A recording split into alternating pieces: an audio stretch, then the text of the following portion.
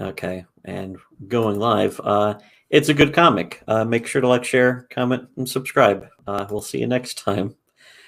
No, See you next time. see you next time. Just today, the digital version of Kamen America came out, and this is, as we've said elsewhere, this is one of the only comic books I was even looking forward to. I guess I would like to read something like Bigfoot Bill or Earthworm Jim stuff, but and I assume someday I will get that. But this one I actually fucking, it's one of the only crowdfunding campaigns I ever funded, just because it looked, first of all, it looked interesting. Second of all, the art. If you have Genzo Man doing the coloring for your cover, and you have cute, sexy robots doing like the back cover of your comic, first of all, that should put you, that puts your comic higher in priority than anything else. You don't see Marvel or DC or even the indies doing something like that. And that right there, that's not an indicator that the comic will be good. That's just an indicator that you should actually pay attention. I want to make sure I have your full attention before slamming knitting needles into your kneecaps. Exactly the same as when the delightful part in Taken. To Threekin. Oh wait, no. No. One can. But the especially the some of the stuff Tim was talking about, what the comic would be about, is it's not just superhero lady gets powers and so she saves the day. Let's face it, that by itself isn't a story. Yeah, like if this comic had started off where she's on the rooftop fighting the bad guy or whatever and punch and then attack, I would have been like, okay, another one of these. It's like the 5th comic in a row in the past 6 months I've read where someone's on a rooftop punching a bad guy as the beginning of their superhero story. This one, though, completely different intro. It goes to 11 years ago in Oscar, Indiana. So very Midwest, very plain Midwest, and cute girl. I won't be scrolling through the whole comic. I'm going to try not to do spoilers. So we're not going to live read the entire comic here. I'm going to try to avoid spoilers, but I might be skipping ahead because there's a few other parts further in that I really like. But the intro, I want to say, is great because it is our hero protagonist, cute girl, doing baseball. She's doing the baseball. She's crushing sports, doing puss. Which, first of all, that makes her pretty cool. Makes her pretty alpha, perhaps even sigma, you could say. Alpha, high T, certainly more alpha and high T. Yes. Than a certain movement involved in other. You could even say she's very Mr. Alpha T. But no, she's at the bat and she looks nervous, and even the boy pitching looks kind of nervous and sad, like, not that she's a girl, I'm gonna kill this nasty hoe, but instead he's like everyone could tell she doesn't want to be there. No one wants her there. And it just beans her, of course, in the face, which I like how there's a sort of an element of calling back to that. But when she's at home putting a stake on her head, like what should have happened in Cook Broad, also known as Julie and Julia. But yeah, she's at home talking to her dad, and her dad's like, "Oh, this, it's crazy." Miss Wormwood. I like the nice little Calvin and Hobbes reference. Definitely a Calvin and Hobbes reference. Yes, just straight up. And you're talking about how the teacher is sort of trying to push her into doing boy stuff, invading male spaces, you could say. We're supposed to play baseball and lift weights and, I don't know, chop firewood and stuff, which, hey, I would like to see those things, but if a girl doesn't want to do them, she shouldn't be told to do them.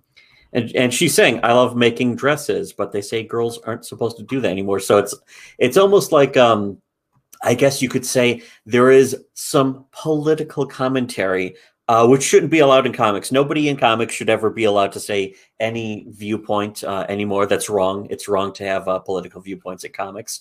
It makes comics evil. Any viewpoint. You're not allowed to have any viewpoint. You're not allowed to have an opinion.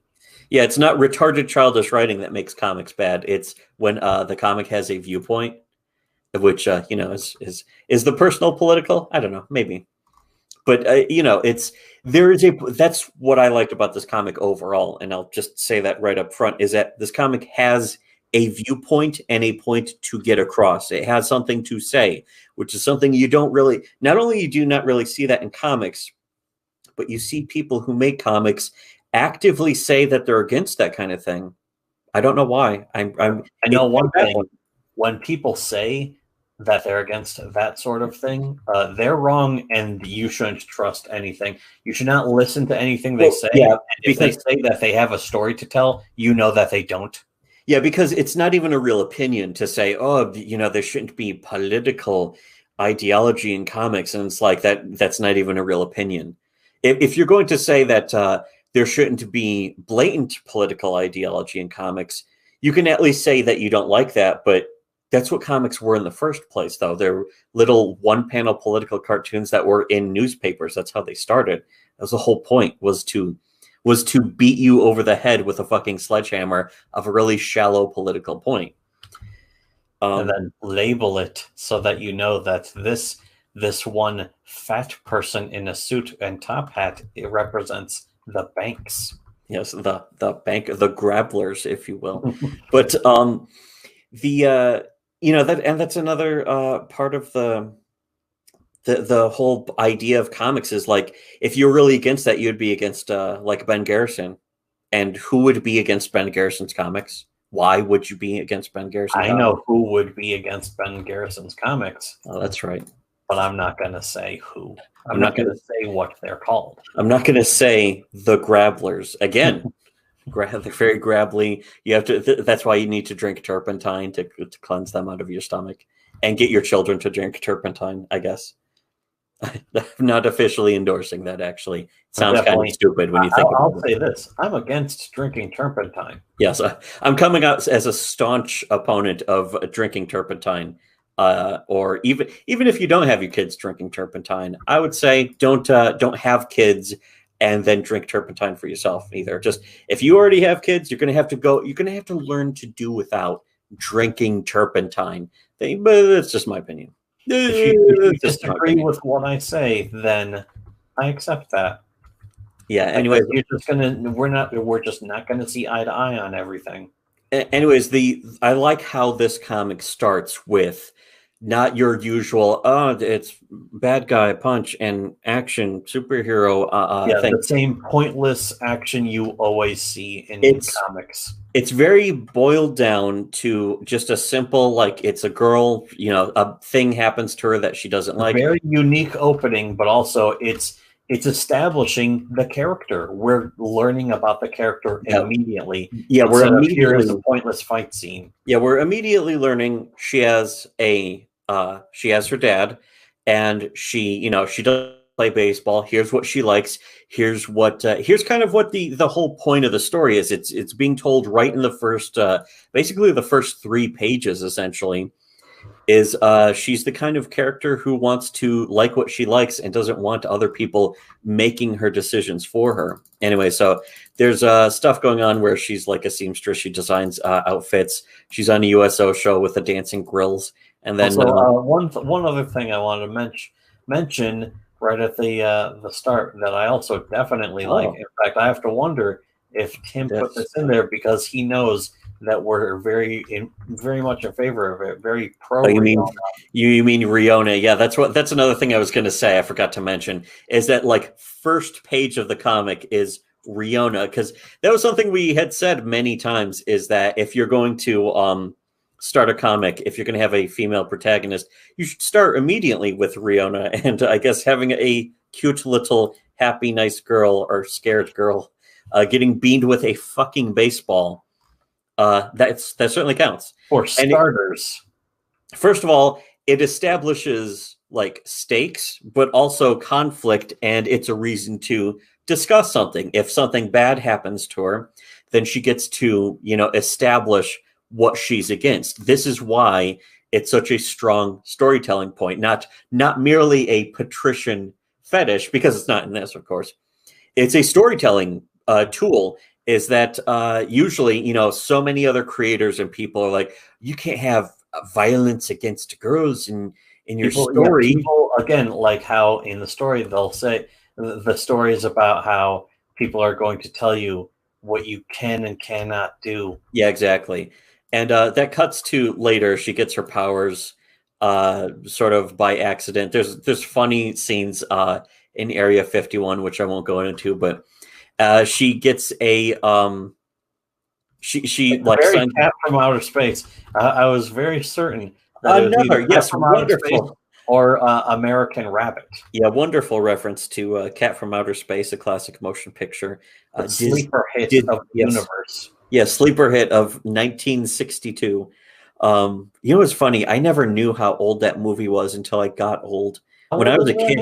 Is that from 1962? It's old. It's from the 60s or something. It might even be from the 50s, to be honest, for all I know. But yeah, The Cat from Outer Space, probably not regarded as a great classic, but I fucking loved it when I was a kid. But The American Rabbit was another movie I really liked. Really good animation. Really liked it. I don't think I should have, though. Yes. It's not necessarily a good message in that movie. Very strange. It's a strange movie. Well, to be honest, I mean, the message isn't necessarily bad, but it's like ultimately he's not a great hero. He's kind of a loser. But I guess that's because like the villains ultimately have him enact martial law, and he's like at gunpoint basically. He has to go around fucking telling everyone that the villains trick him by using his good nature against him. Yes. Which is a very good message.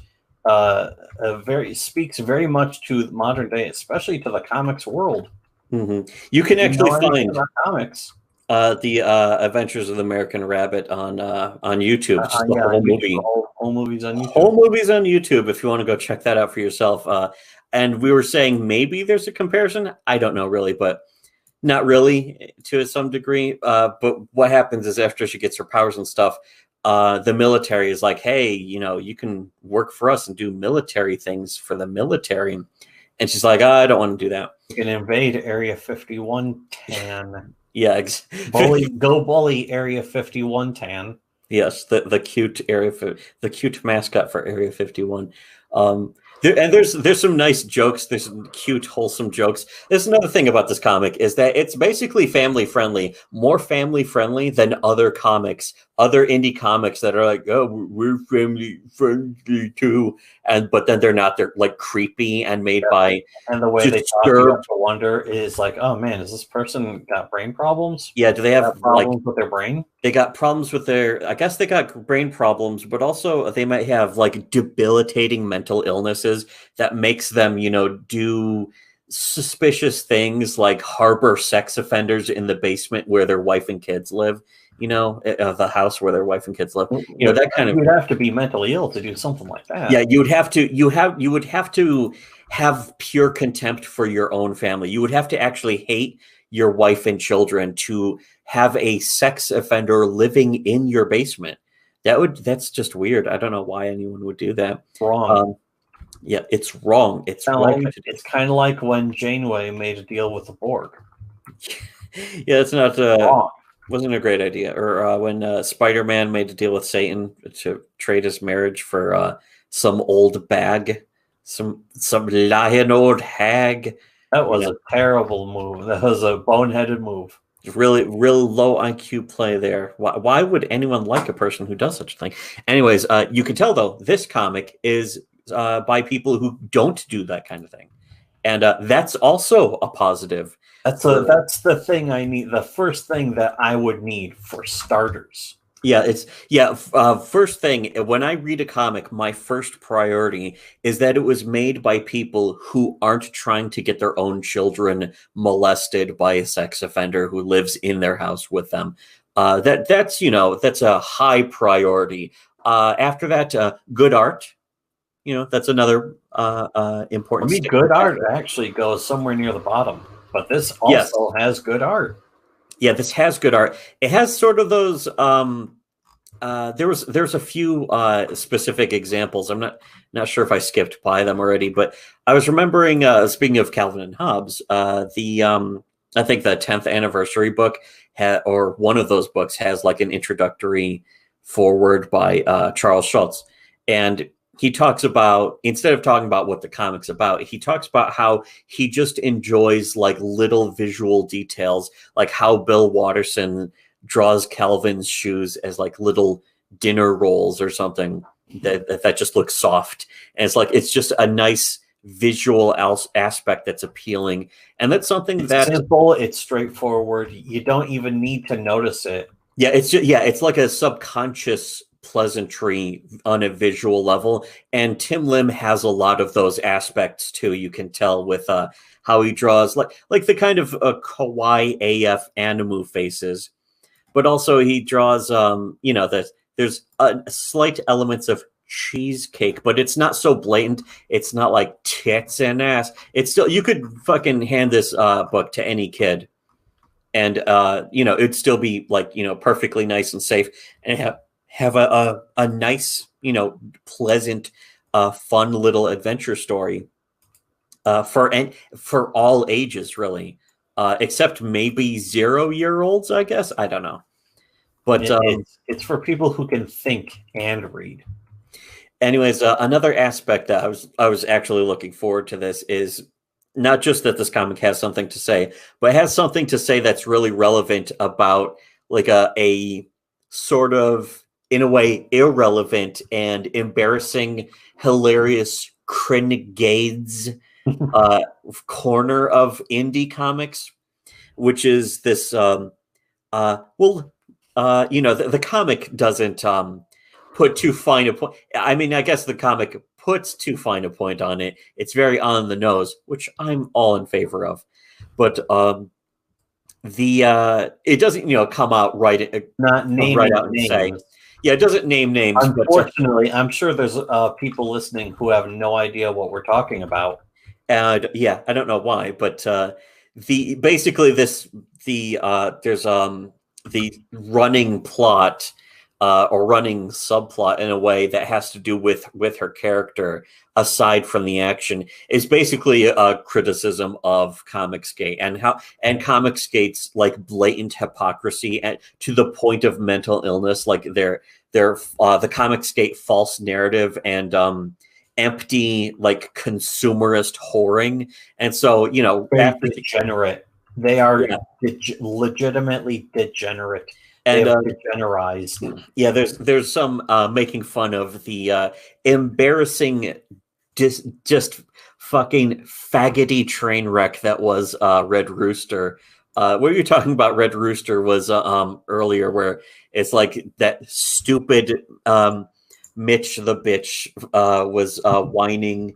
You know, well, he's always whining and stuttering like a retard, but that he clearly thought that Red Rooster would have to make him rich and fucking just all this money. In particular, I knew he didn't make it because he wanted to tell the story. Yeah, he didn't. He clearly didn't care about telling a story about us. Yeah, like Stealing Solo is. They clearly didn't give a shit about telling that specific story, because if they did, they you know, they could fucking actually do something with it. But you know, it's just embarrassing, retarded. If you like really wanted to zero IQ retardation. Use the fucking actual existing IP. He would just change the names. That's all you had to do. Have the artist what I was expecting. That's what I thought was going to happen in Stealing Solo. Was it's going to be like the man that the actual actor's name was like Ron Solo or something, but no, it's Harrison Ford, and they want him to play fucking Solo, and it's like, this is stupid. And then you know, this is stupid. Secondly, how do you think you can get away with this? Like sociopathically lying and blaming the fulfillment company for shipping the comic as junk mail, which the fulfillment company actually said was a lie. And you know, but the thing is that the guy who did the comic didn't name them, so you know, that's he knew he would get sued. Yeah, he made sure to avoid that legal liability and just pass off the lie. And that's, again, that's part of the sort of, it's not on the face of it what's going on here. There's just elements that is sort of referencing it. So when Kamen America chick goes to a PR department they're immediately giving her all these stupid ideas like War Hen, which is of course a sort of a take on Red Rooster. And she's like, the name is terrible, and the fucking it sure is. Well, she's right. She's right. This borderline grabbler who's it's not stated in the comic, but I assume this guy's the PR department guy's wife probably owns a company that will do damage control. If you fuck a baby to death, they'll make sure to like dox the family of the fucking baby and that kind of stuff. Spread lies about the family, dox them, put their name out in public, and then brigade them so that people actually think they're guilty of something. Yes, because that's what Mitch Breitweiser and his wife actually do in real life. That's what their company is for damage control for people who are guilty. Everyone in Comicsgate, they don't do anything about it. Well, no, they practice it. They actually take those lessons and are like, hey, we can do that too. And so they do damage control for guilty people. And then by, attacking people who either, are innocent or trying to get the word out, or simply people who have done nothing and are, just completely normal people. Comicsgate attacks normal people because they're not normal people. A lot of them are psychologically damaged and have debilitating mental illnesses, or they're in criminal enterprises or organizations, or in some cases selling fake silver coins that aren't even silver. That was a nice video to see today. I noticed that the Vikiverse actually put up a video about that, and it was funny to see. Just all of a sudden, Laylee and Bambi's and their giant fucking Zeppelin tits just show up in the video. They're like right in the middle of it. Always good to see. Yeah, and I just start laughing when I saw that because it was just great to see. Right. They're laughing derisively at Comicsgate, of course. But anyways, back to this comic though. So again, it goes into the whole PR aspect and what I assume is Mitch Breitweiser, maybe not his exact words, but definitely the empty, shallow marketing faggot whore, consumerist cuck with no good ideas kind of attitude that a Mitch Breitweiser or an Ethan Van Sciver or Richard C. Meyer has about what they think, comics and superheroes should be about. And he goes, trust me, kid, chickens are big money right now. Restaurants, cartoons, newspaper comics. You got to get out on the trend before it flies the coop, which is almost as fucking massively crin. Yeah, almost as crin gay as the actual Mitch Breitweiser, which I'm not saying this guy is Mitch Breitweiser. Yeah, I definitely did get the feeling that this person was a gigantic, annoying loser. So I don't think it's really supposed to be him. Yeah, it's a fucking There's some difference. But and she says, he says, "What's your origin? What happened to your parents?" And he says, "Well, mom and dad moved." And it's like, no, they're dead. They have, they have to have been killed tragically. Yes, you can't be a hero unless you're an orphan. It's the a really on the nose, which is for sure good statement about how people who prefer superhero comics demand that all superhero comics be the same stereotype, boring cliche. Every single person, if somebody tells you like they like superhero comics, they always want to see the same boring, dumb, stupid thing over and over again. They don't care that their industry has died because of this. Yeah, and that's why their industry to die. Yeah, they blame other things for the death of the industry because they don't know. They don't understand what caused the death of the comic book industry. They think, oh, it's the virus and SJWs and all this. They have no idea what actually. And we've done several videos going back years.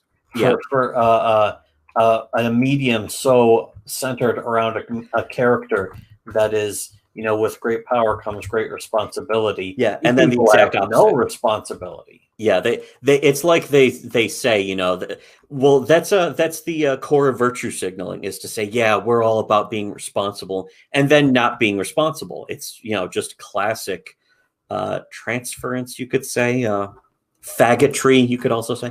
But anyways, so that's what, it leads to, the PR department just trying to shove her into all these fights. And so, you know, I'll just skip ahead. Trying to control her image. I have to, yeah, exactly. They're trying to control her image, and she's just generally, she's just kind of generally put off by the whole concept. I do like this one in Austin, Texas, rhyming revisionist gangsta rapper, and it's like it's an Egyptian, and it's like, oh, okay, that's the joke. I get it. And he's wearing some nice bling and gold teeth.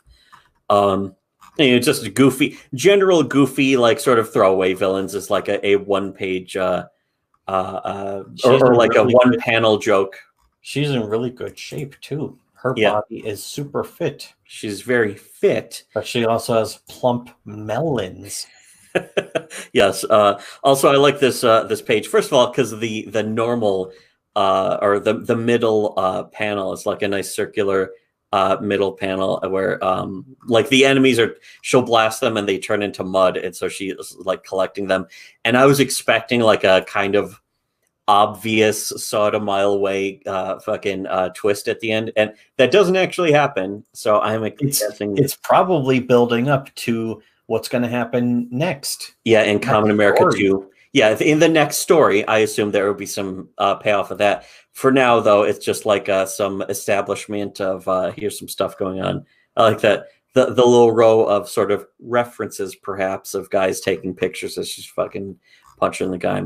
But in the middle, though, very nice. I very much like this this T-shirt she's wearing. Very cute T-shirt, which again, just to point out, because we don't have to be subtle or sly or coy about it. We just come out and say, you know, fucking, this is a comic that's in part making fun of Comicsgate, but at the same time, it stands on its own as a story. If you don't know anything about Comicsgate, if you don't know anything about like the shallow consumer, you don't have to know the empty lives and soulless personalities of people in Comicsgate. They start by calling her Warhen. That is her superhero name at first, and of course you hear it and it's like, what a terrible name. Yes, and then she points that out directly too. But the T-shirt I like because it's the King Wolf T-shirt with the woofo doggo woofo with a crown on top.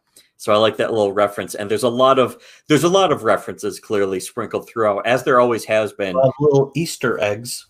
And that's what I like about the comics in general by Tim and Mark, is that they're like, hey, here's a point of view. It's our point of view, and that's what the comics are going to be about. And you can still enjoy them on their own merits, but ultimately there's still a point of view being gotten across, which is the point of writing. Actual ideas being presented here. It's clear they have ideas to present. Yeah, it's how writers and artists do things. Is they have a story to tell, and that story almost always represents the creator's beliefs or worldview in some way. If you're not doing that, you aren't really a creator or an artist, are you? Yeah, you're not really writing. You're not really telling a story. We've reviewed a whole bunch of Comicsgate comics, and one thing they all have in common is that there's no idea behind them. There's nothing. There's no soul to them. Yeah, there's no story. Ideas. There's no heart. There's no story. All that you can tell. In fact, all of them are created for one purpose, and that's to get rich and sell IP rights to merchandising. That's it. That's the only reason. It's a grift. Any of them even made any of that shit. Cyberfrog, Red Rooster, all that stupid shit is clearly designed to make a brand instead of an actual story or a comic.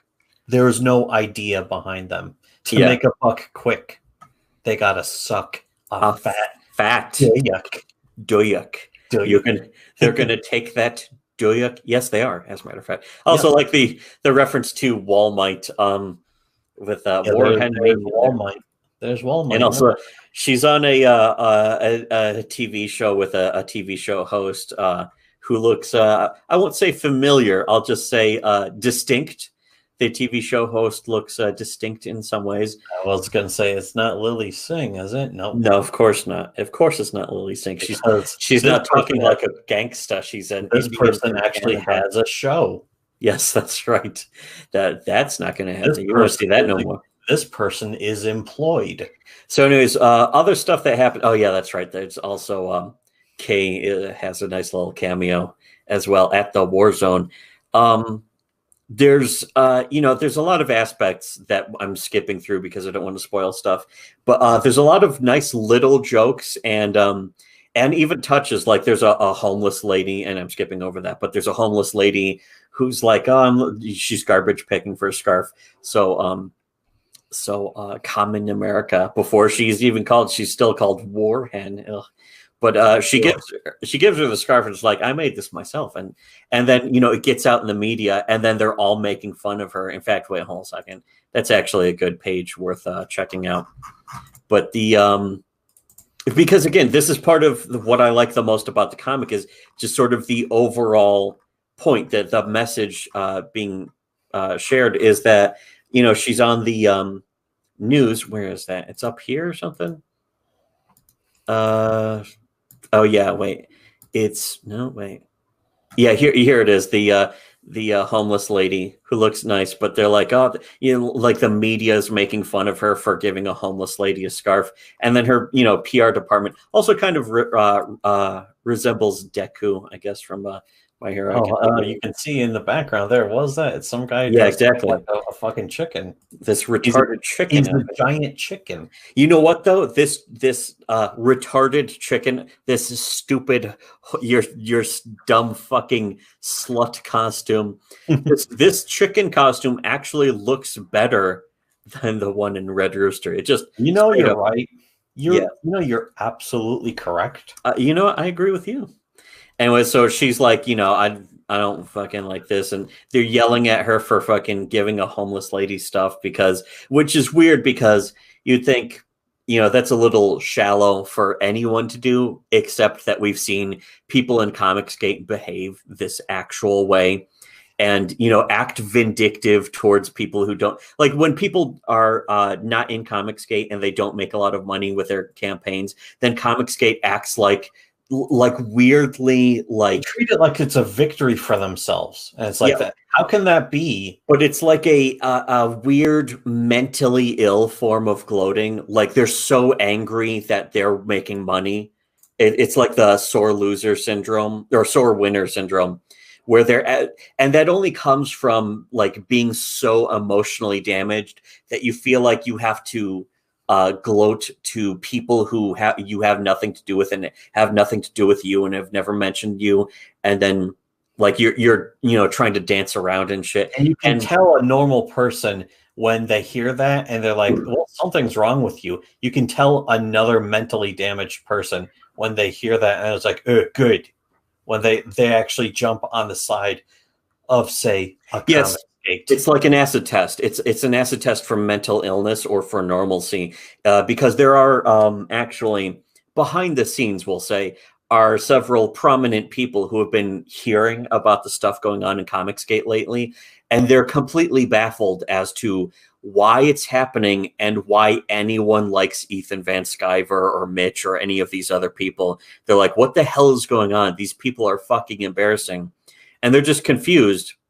But also that it's not even big news, because like, Ethan is so irrelevant and nobody cares about him except for a tiny, like a niche of people who theoretically have a lot of disposable income, but also possibly have access to a slush fund, possibly coming from a damage control firm that, just soaking that fucking shit for that all is it's worth too.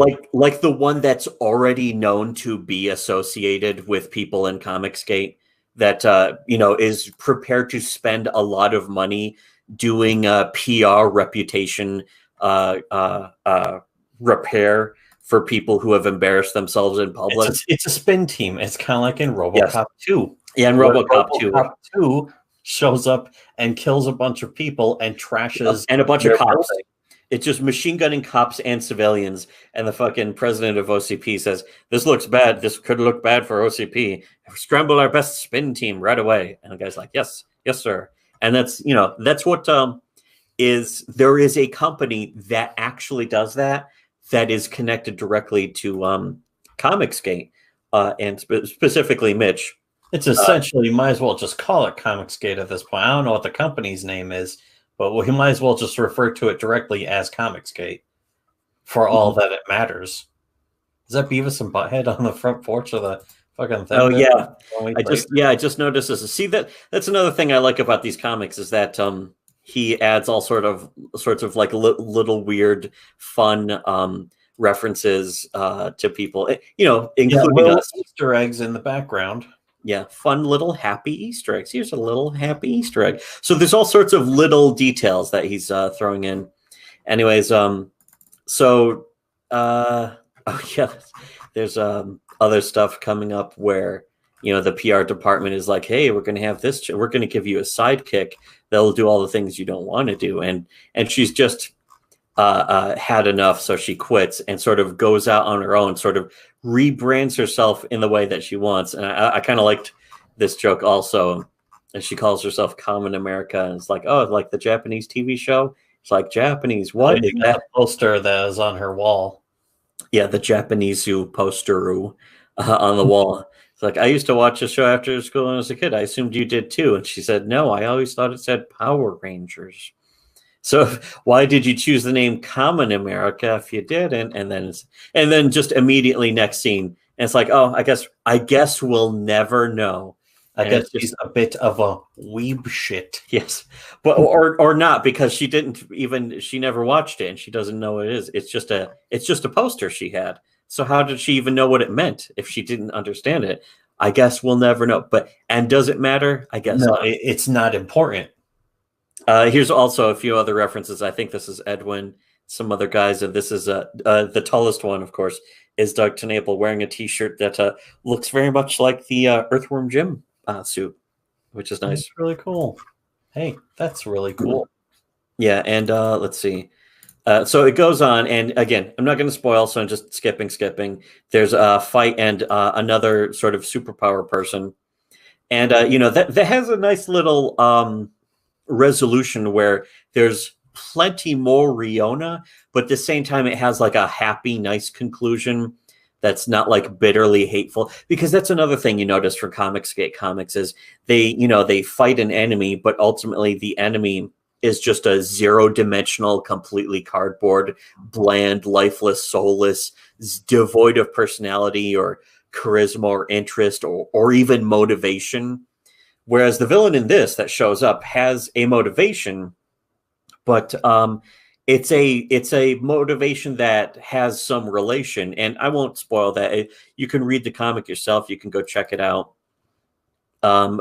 Here's one of the end points, though, after the big fight, is she gets back home and watching that same TV show, the same late night show. And the PR department guy is on, and he's saying, yeah, I told her don't use that name. America's too political. That's why she left and stabbed us in the back. Now that, again, it's on the nose without naming names, which is nice because it's just telling the point of the story itself, while also you could tell the creators of this comic are getting across something that happened directly to them and other people, of course, but it happened directly to them. I mean, let's face it. I mean, why aren't people telling that story? Yeah, you could make an entire book out of that. Yeah, that's another important aspect. Is there are bizarre situations in life.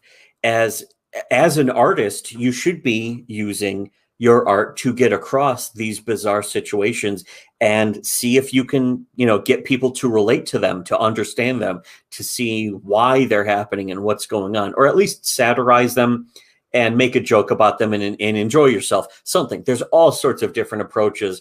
Comicsgate acts like, oh, we're not about the political. It's too political. And yet you read their comics and they're directly political. And you ask Comicsgate, well, if you're against politics and comics, how come your comics have political things in them? And Comicsgate then shorts out and they're like, no, it's not true. Fuck you. They just start getting their mental illness kicks into overdrive. The nerve that was struck. Yes. The raw nerve that you just pinched without even, you obliterated that raw nerve without even trying. That's how weak Comicsgate is that you can destroy them without even trying. They are inferior as people, like War Campaign and Ethan. all these people, you can destroy them utterly without even going for it. All you have to do is ask a completely common sense, you could say, question. Is just ask something that's a completely normal observation, and all of a sudden you see Ethan or War Campaign and the mentally ill cultists all of a sudden are getting like irrationally, hilariously angry. And it happens every single time. And that's why Comicsgate lost. That's why Comicsgate lost the argument and ultimately have assigned themselves into irrelevance. Well, also, one other key thing about Comicsgate not doing is they haven't put out any comics. Meanwhile, this just came out. Now, we got this now. After this is like the 5th comic that fucking Tim and Mark have released in the past year alone. Like there was fucking instead of being instead of milking a fucking whoring for drama and screaming off the opposition, they went and super chats, milking for drama, super chats, attempts at clicks, which have dried up because they're embarrassing. Here's the thing: they could have tired of them. They could have been building the channel. Ethan Van Sciver could have 1 million subs right now if he wasn't a human embarrassment. Nobody's going to subscribe to him. He's embarrassing. Nobody likes him. He's kind of a creepy weirdo without even knowing who he is. You watch his videos and you could tell there's something wrong with him. He has a latent mental illness. He has bipolar disorder. Nerds of all. His dad had bipolar disorder and abused him, and then also he was just as his old friend Gail Simone was saying, he was bullied as a kid, and it sounds like he deserves it. But he was constantly getting bullied and made fun of by everyone. One of the things also you can tell about a weak person is when they fucking that was actually in the recent thing, the Kurt Cobain article by Jim Goad. Oh yeah, that was really good too. Cobain was bullied as a kid and clearly never ever got over it. Yeah, and you could tell Ethan never got over it, and that's part of what leads to this behavior, which is I like how it's being made fun of. It's being just generally teased though, and this is going to behind the scenes anyway. Ethan knows not to fucking broadcast it too loudly, but it slips through because he can't control it. He doesn't have control over his emotions or his thoughts. He's constantly getting played by everything. People who aren't even trying to play him are completely gaming him like a fucking total scrub. It's hilarious, but he's going to be driven up the fucking wall by being made fun of just a little bit in this comic. He's going to be and he's already so fucking angry at Tim and Mark just for existing and not having anything to do with him. Ethan Van Sciver is permanently furious about that and wants Comicsgate to be his personal army against like anyone that he dislikes at all. And Comicsgate knows that and is like, yes, we'll be your personal army. We are worthless pay pigs who have no independent thought. And that's what Comicsgate always was from the very start. And that's what leads us to where we are now. But again, this comic isn't making that point even. It's telling just a cute, fun adventure story about a superheroine, if you will. But there's, the point here is that they're gloating, on TV about how, she had a big deal and she could have been making a lot of satisfied over somebody else's loss. Yeah, exactly. A kind of weak, inferior person would do something like that. Yeah, somebody who's very hurt inside and trying not to show it, but the way they gloat over what they see is somebody else's supposed lack of success, the lack of grifting. In fact, it's mentioned here, bummer that you lost a 6-figure deal, Carly. It's very specifically a 6-figure deal. But the thing is, it makes a really good point here about the indie comic scene right now, is that if you're actually doing the stuff you want to do and making a comic that tells an actual story, really doesn't matter if you don't make $100,000 per comic. If you're making the comic you want to make, that actually has something to say, as opposed to, again, Cyberfrog, even its own fans and backers had to admit in shame that Cyberfrog had nothing to say and had no story. It was like a 48. It was a $25 flashback of 48 pages that didn't really have any point to it. And people were just like, oh, that wasn't... Because the whole reason for making it in the first place was not to actually make a comic or tell a story or even to have a point. It was simply to milk the pay pigs. Yeah, it was a desire for marketing whoring. And that's what, a lot of people try to get into comics for. Like even that Danzig, that Red Letter Media did that review of the Danzig movie that was based off his comics. And you can tell, again, there was nothing to say. It was just like big tit chicks horror stuff. That's the thing, is I've actually read Satanica, and the only Satanica one that actually tells even anything remotely related to a story is the one that he had nothing to do with. Yeah, naturally. Satanica X, I think. And it's sad because I don't want to say, wow, Danzig, you really fucking suck. But he did really fucking sucks. He did actually buy that house from Carl. From Carl, yeah, that's true. For $1 million. $1 million. I'll draft the check tomorrow. Thank you, God. But here, ultimately, the message, or a point, a very nice, fine point in this comic is, she doesn't make a lot of money. She's ultimately not going to be rich from the empty marketing whoring grift that they wanted to push on her. But she says, I kept my dignity. That's something money can't buy. In fact, money also can't buy it back for you, because once you sell your dignity, Comicsgate, it's gone and you will never have it back. And that we will be laughing at you for, because you do deserve it. And then I actually really like her nerdy friend. There was one other thing I was pointing about her. The Charles Schultz talking about the nice fluffy dinner roll shoes that Calvin always has. I like these sort of big fluffy hair spikes that the nerdy girlfriend has here. Also, a box here that says beans from PA. That's a nice little detail, nice touch. But I like this one big up spike and then the little down spikes and then side spikes. She's very cute. She might be my favorite character in this whole comic. This one's mine. Yes, this one is mine. This here, right here. This one is mine. I'm gonna I like to give her my gunk. I got a jar of clay for her. I love to give her a jar of my goo. Yes. Are you ready for the gunk? Gunk. And then, they're setting up, not only setting up, but there's something I skipped that's another setup for something else that I won't go into, but I will say it's near the end of the comic, an establishment of future appearances in comics. And I have to say, I really liked that. I like this comic more than Black Ops 2. I didn't actually read Black Ops 1 yet, but Black Ops 2 I did read, and I have the physical book. It's even signed. But I like that book as just like a fun little lark. It's just like adventure fluff with like cute animals. It's very inconsequential. Yeah, it doesn't have to be.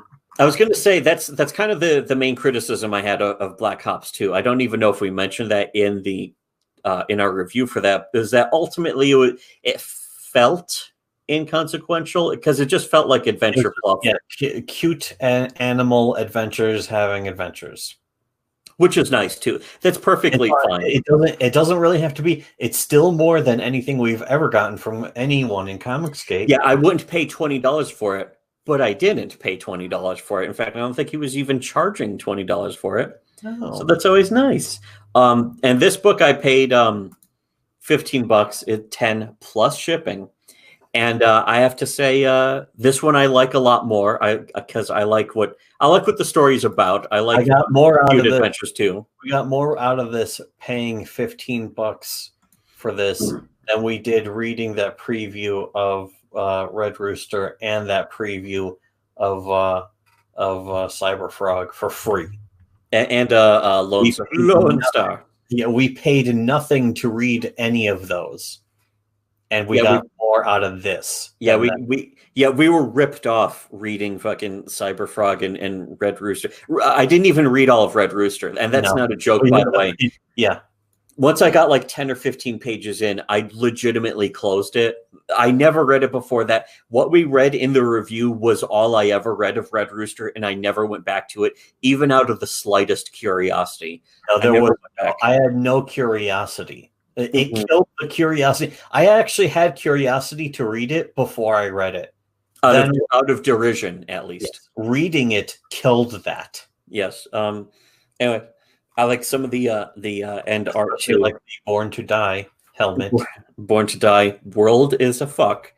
With a it's that can of Monster. I'm gonna need another can of Monster if we're gonna continue. But it's like sort of bonus fan art at the end, including there's Carrot, and then here's the one by Misashi and another by Misashi. I kind of like how the style almost looks different in both of these.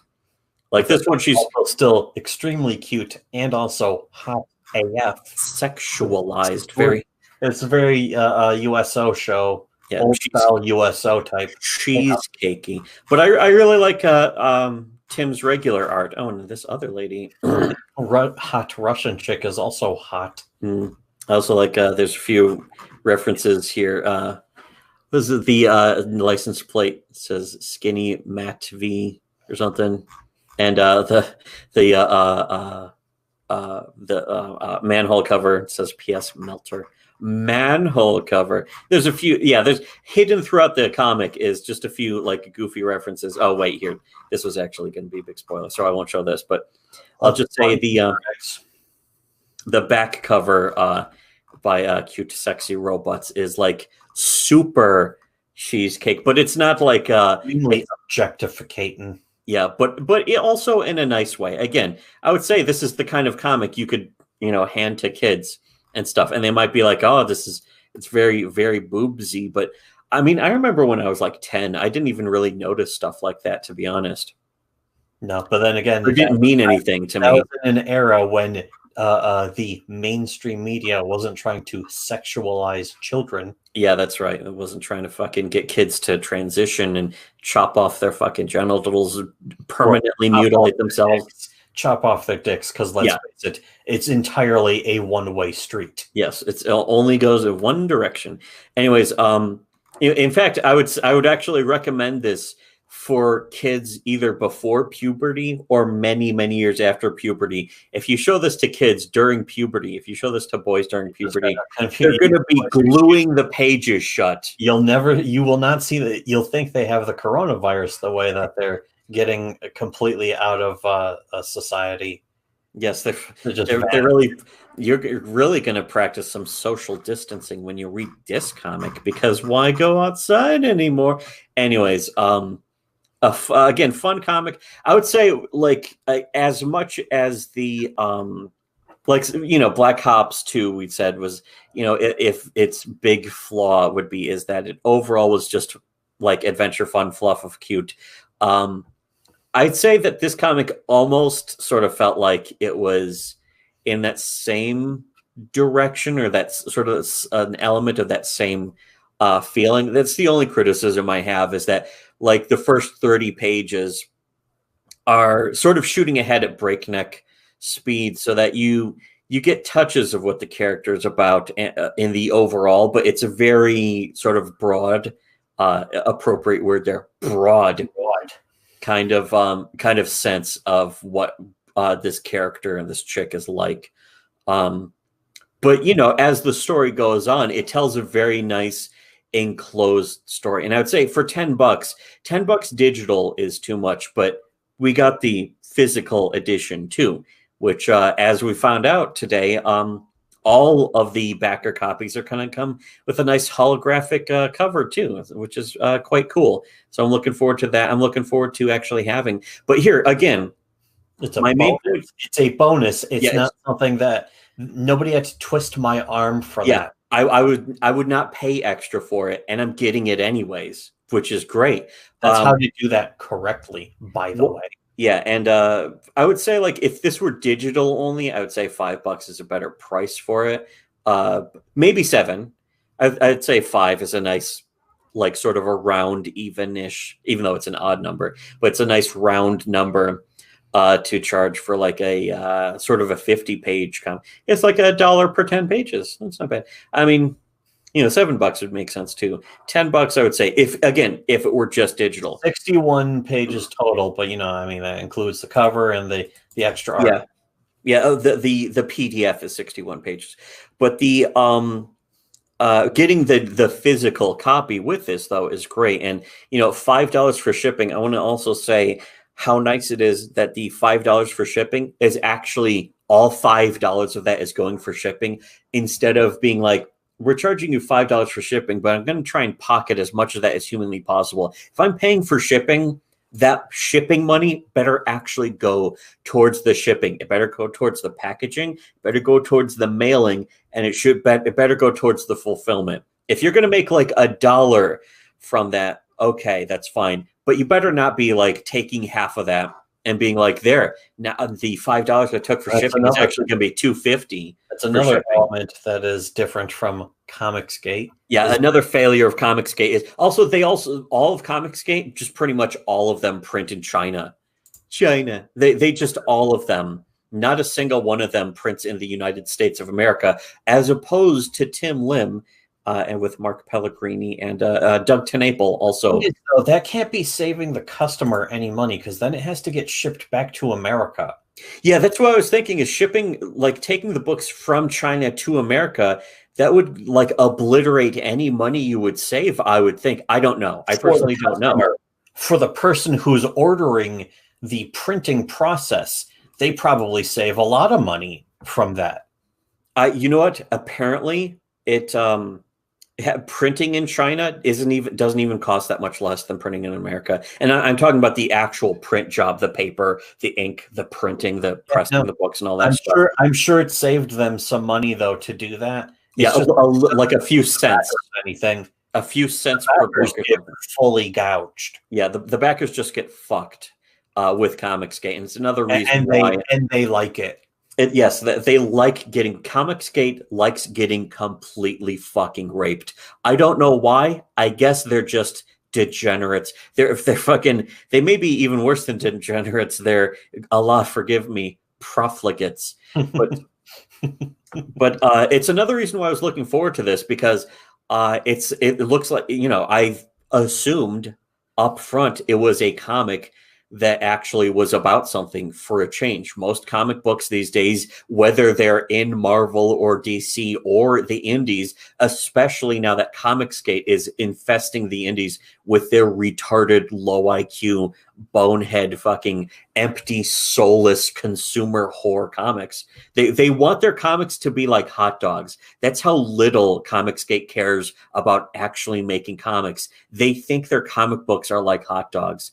That's so shallow and devoid of soul, as opposed to people like Doug TenNapel, who treat their comic books like they're books. They treat them like an actual labor of love and a work of art. And Tim Lim and Mark Pellegrini also, clearly, you can see from this book, clearly feel the same way. They don't act like there's nobody else who you can buy a book from. Yeah, they don't act like their book is just an empty, soulless consumer whore product that they just shit out, and then you pay money and you get ripped off.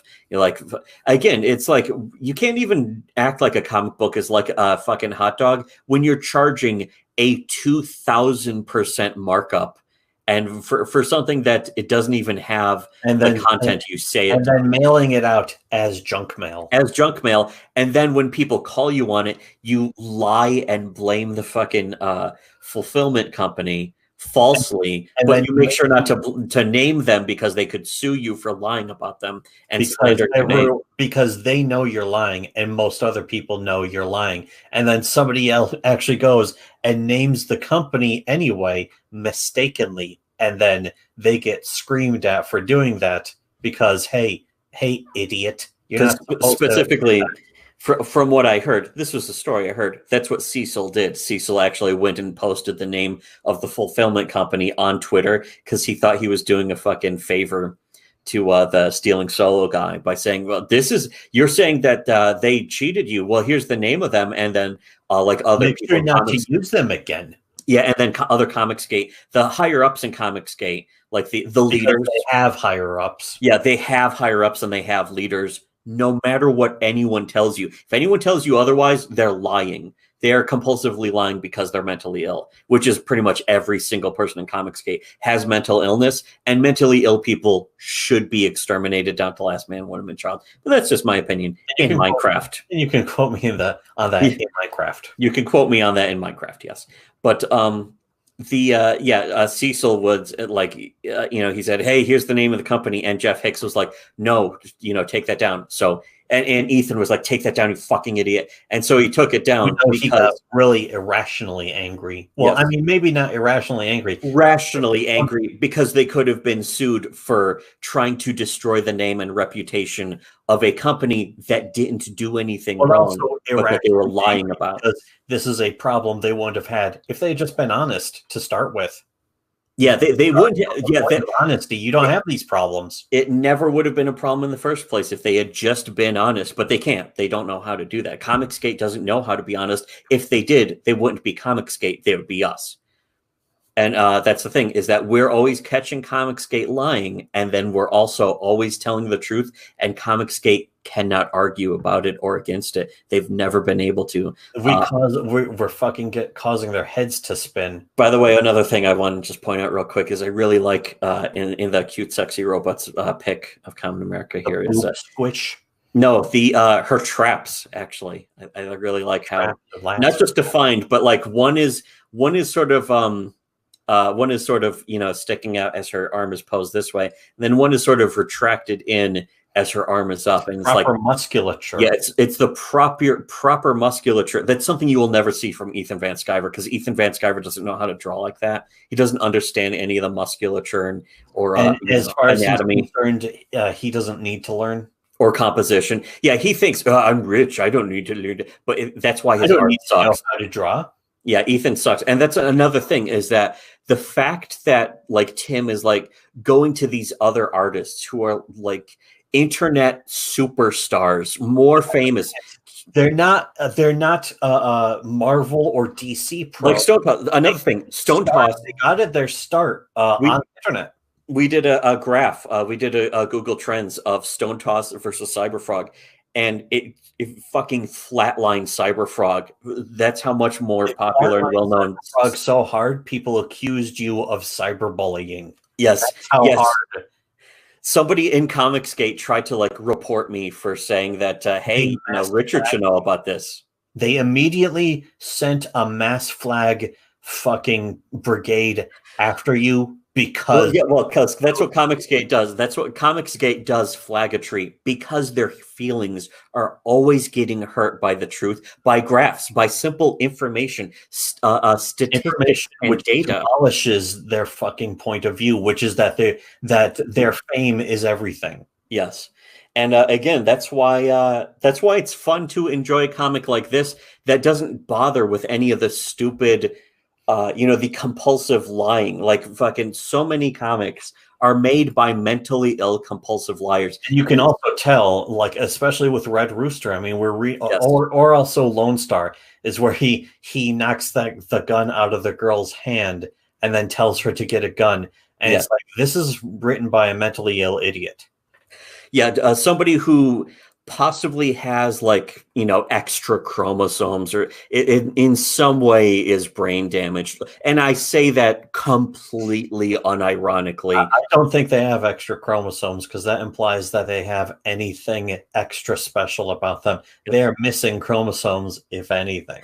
They're not even exceptional on an ironic level. They're just exceptional.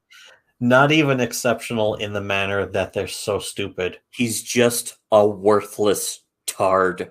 Anyways, as opposed to, again, so many comics like that. They're so stupid and worthless. It's nice to see a comic that actually has any value or fucking merit. I didn't think it was possible to ever see a comic that actually had merit. And did I mention the boob squish? You should probably zoom in on the boob squish. This is another feature that is hard, positive, irregular hardness, or I guess a normal, correct hardness. Nice arm pit too. But anyways, patrician fetish. I guess it's pretty patrician for people who are into armpits. I mean, armpits are okay, I guess. Nice hair too. I would like to smear some fluids in her hair. So some hair product, normal hair product. There's not. She too. Anyways, Hoagie also the hair antenna. Oh yeah, that's right. She actually has that when she has her powers. She has the hair. Yeah, antenna. Her powers give her a hair antenna, which is also nice and cute and happy.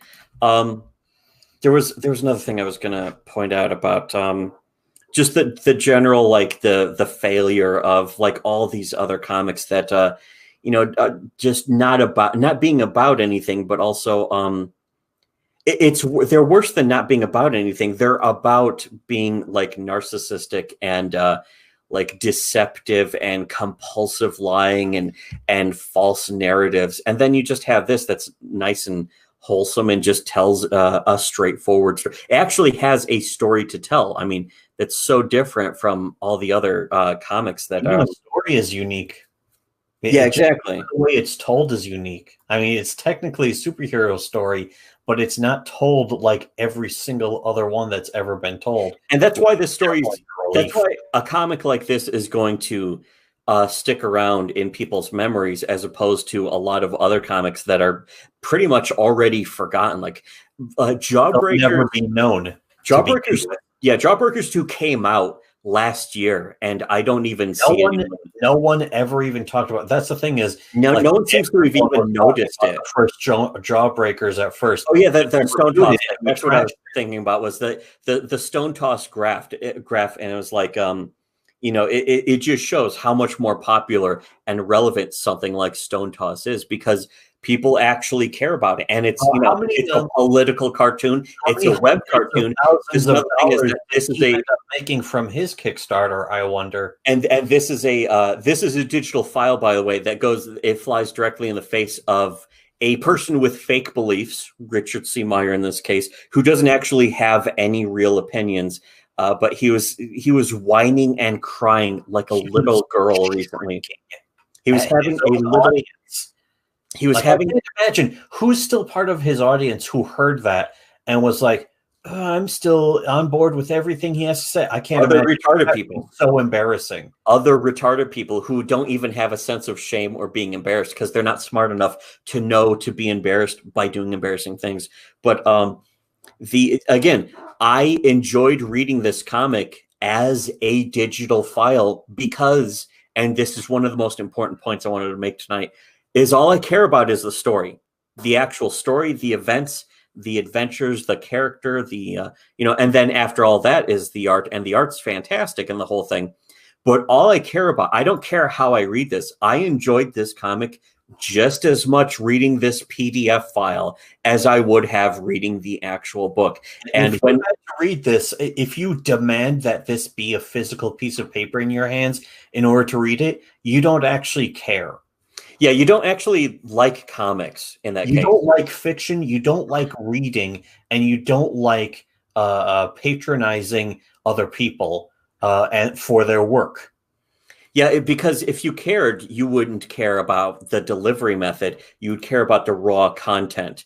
And most people don't care. Most people will read it if it's presented to them in any form of media. In America, comics readers who are younger than 30, they don't care how they read it. They just care that it's interesting. They'll read it off a website. In fact, that's the majority. And that's something that nobody can calculate. People act like, oh, digital sales, completely missing the point and missing the argument. The argument is blasting over their heads like they are literal retards when they say, well, fucking, you can't say that more people are reading digital because the digital sales, again, you're not factoring in manga, websites, scanlations, fanlations, all that shit. If you didn't even think of that before I brought it in, you don't have real opinions. You don't actually know anything about actually a great real life and existence. Is just cute, sexy robots. He's pretty popular. I wonder how many times he's been published in Marvel or DC. Again, exactly. How many know the answer? or even Image or any other book? The answer is none, because he doesn't need it. Just takes commissions off like Twitter. And that's all it is. That's the world we have been in for many years now. That's not the world we're going into. That's the world as it already is. You have to be a real mentally ill, in denial, delusional faggot nerd to even think a little bit differently than we do. And that's not ego or vanity or gloating. It's objective, quantified fact. And so Kamen America, I would say good 7 out of 10. 7 out of 10, maybe 8 out of 10. Yeah, I would say 7.5 out of 10. I was looking forward to this comic. I was like, you know what? I would really want to read this. And it's like, oh, the digital version's coming out tomorrow. I can't wait to get my email with the link to the digital version. And then I don't need to wait for it to come in the mail. I can read it now. Yeah, if I could just read it right now, right this second, and it popped up in my mail. I grabbed it up, snatched it right the fuck up, put on the Dropbox for my brother to get to, so we could both read it. And immediately, I was actually going to put it off a little bit because it's like I got a bunch of other stuff that I'm trying to do today, but I actually put some of that stuff aside and read this. Yeah, exactly. And I was not disappointed at all. So I would actually say more like an 8. I think an 8. Like I said, when you say 7 out of 10, people say, "Oh, it's average." It's like, no, 7 out of 10 is way above average. 7 out of 10 is great. Fucking but yeah, so I guess I'll say 8 out of 10. A 5 out of 10 is average, though. I don't know why people don't know this anymore. I guess because the entire rest of the world is fucking stupid, at least compared to us. We have an IQ of like 8 trillion compared to the rest of it. It was New Games Journalism that did this, and we learned this back in 2000. I didn't have to wait for Gamergate. Yeah, exactly. In 2000 and 1999 because of Old Man Murray. Yeah, I didn't have to wait 14 years later to find out. And Gamergate said, "Oh, all this stuff, and the media's biased too." Yeah, that's old fucking news. And I fucking knew that for over 10 years before fucking Gamergate. You fucking plebs. Anyways, I haven't even been reading the chat because I don't care. So wrapping up right now, we'll say great comic. I guess if you missed out on this, he's going to do another one on Indiegogo. He's going to do an Indiegogo campaign that will be like a 21-day campaign coming up soon, and he's already working on like the next comic and that kind of shit, which is very nice. I'm looking forward to his next comic even more, actually, because it's going to be like a wrap up of a thing, and it's like, oh, that sounds cool. You know, just fun stuff and fun adventures, and that's why just this comic is just a straightforward, nice, happy adventure. It doesn't have to be anything else. It doesn't have to represent anything else, but it does. It's fucking, it still makes a good, solid point.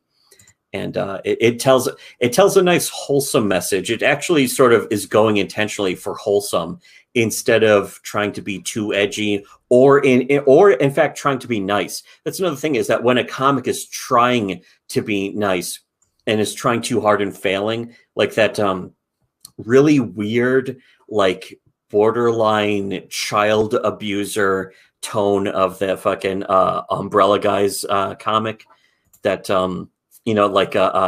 it read like a comic of somebody who has a fucking criminal charge for child abuse, abuse of a 0-year-old, something like that.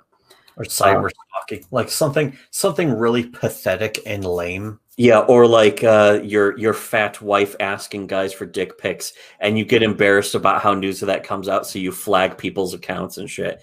That kind of thing. That, having somebody like that write a children's book is really sad. And again, it's mentally ill to the point where the mentally ill people are now projecting and accusing other people of having mental illness, because it's again, the average person can see somebody like Ethan Van Sciver and say, wow, this guy has a lot of problems. There's a lot of abuse in his past that he probably deserved for being a bad person. And if he didn't deserve the abuse back then, he certainly does now. Yes. Anyways, I still really like her traps in this. Really nice. The shoulder muscles, traps, her lats traps, fucking her pectorals. Yes, fucking her collarbones, sexy collarbones. Maybe collarbones should be the next fetish. Maybe suck her like a smoked neck bone. Yes. Anyways, make sure to unlike, reshare, don't comment, don't subscribe. Make sure you still don't subscribed. Don't hit the bell for re-notifications. I'm not even sure if we're going to do any more reviews. I think we've said everything that there is to say about comics, the entire medium. Comics. The entire medium, 2 out of 10.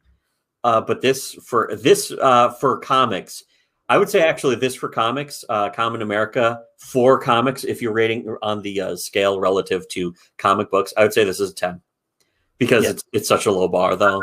I would give it, I would give it a 9 because where do you go after 10? Are we going to have to give our own comics an 11 out of 10?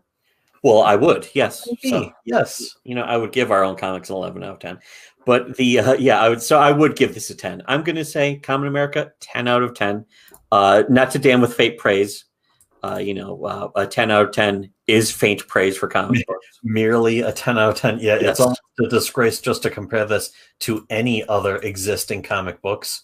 Yeah, like a lot of other the majority of other comic books don't even deserve to be compared to like the work and actual affection for the character, the medium itself, the art, the fun construction of the way that it's put together. Yeah, the compositions, are all solid, which is another thing that Ethan completely fails at. By the way, is his compositions are just a mess, and a lot of them have flaws in them.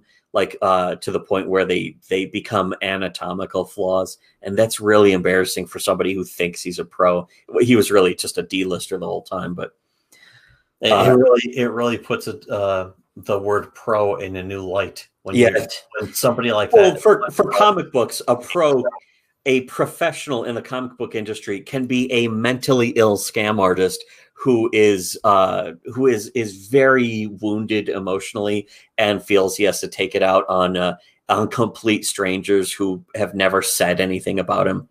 But it's also like a cry for attention on Ethan's part, where he'll say something about them so that they can say something back, and then he can be obsessed with them, and then of course, as usual with mentally ill people, project and accuse them of actually being obsessed just for responding. That's what mentally ill people always do, is if you respond to them, they claim that you're obsessed. That was something that Tank did. And Tank, by the way, was a confirmed homosexual Swedish guy. Even worse than being a homosexual, he was a Swede. He was a Swede. That is for sure. For saying this word, a Swede. Anyway, so that wraps it up. And go away now. Don't come back. And we'll see you next time. That's all we have to say about that. Go away now. And hit the bell. Our new original catchphrase. Hit the bell for notifications too. Seriously, unironically, if you're like, oh, you guys donate to our fucking Patreon. Go fucking donate to our most important is patreon.com/smuglaily, LAILY. If you want to continue to fund more comics, I'm not sure. Actual original thought, somebody who's willing to go and do what you clearly can't do. Yeah, if you want to fund somebody for speaking the truth that everyone, including you, was always afraid to say, go to patreon.com/smuglaily. Give us a few bucks. Just imagine that. Somebody is going to do what you could never have the balls, the cojones to bring yourself to Los do. Grandes. $1. Yeah, just donate $1, and we will continue speaking the truth. That or 20 or 100, per month. Yeah, whatever. Give us donate us some Trump bucks. Yeah, give us $1,000 so that we can continue speaking the truth, but then also perhaps get a Valve Index, and so we can play Half-Life Alyx. It's a nice way to reward us for doing the heavy lifting, doing literally 1,000% of the work for everyone else, and being more honest than everyone else. Not to mention, what else should we do with the money? Read comic books? No. No, yeah, I know. You give me $1,000, I'm not going to spend that $1,000 on comics. Why would I do that? We have a big stack of fucking bargain bin comics just piled up that I haven't even been bothered to read. Touched them. Yeah, no. Because who cares? And that's actually a good note to go on. Go away now and come back later.